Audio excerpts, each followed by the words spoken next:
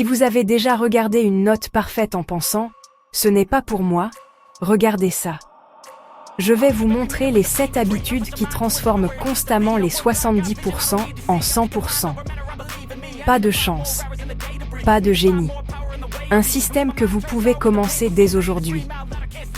Habitude 1. Clarté impitoyable. Je n'étudie pas, je chasse les points. Je prends le programme, les anciens examens, les grilles d'évaluation, et je liste tous les sujets qui ont été testés lors des 3 derniers examens. Ensuite, je marque les questions par fréquence et difficulté. Si un sujet apparaît souvent, il devient ma priorité A. S'il est rare, c'est B ou C. C'est ma carte. Pas d'errance. Habitude 2. Bloc d'énergie quotidien de 90 minutes. Je règle une minuterie pour 3 cycles de 25 minutes, d'études plus 5 minutes de pause. Pendant les 25 minutes, mon téléphone est dans une autre pièce.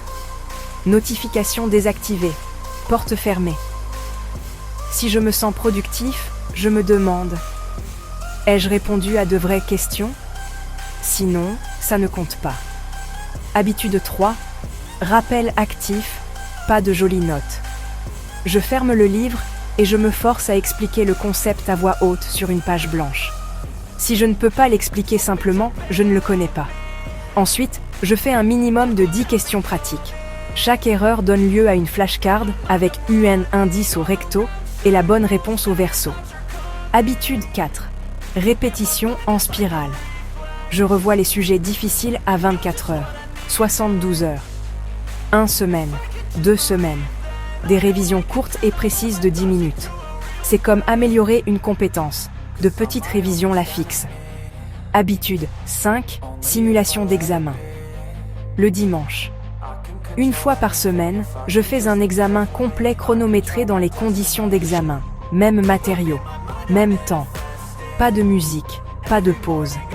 Après, je me corrige avec le barème officiel. J'entoure les verbes comme expliquer, justifier, comparer. Et j'entraîne mes réponses à correspondre à ce que l'examinateur attend. Habitude 6. Le système des 3 boîtes d'erreurs. Boîte 1. Je n'avais aucune idée. Je regarde une explication de 5 minutes et je crée une flashcard. Boîte 2. Je savais plus ou moins.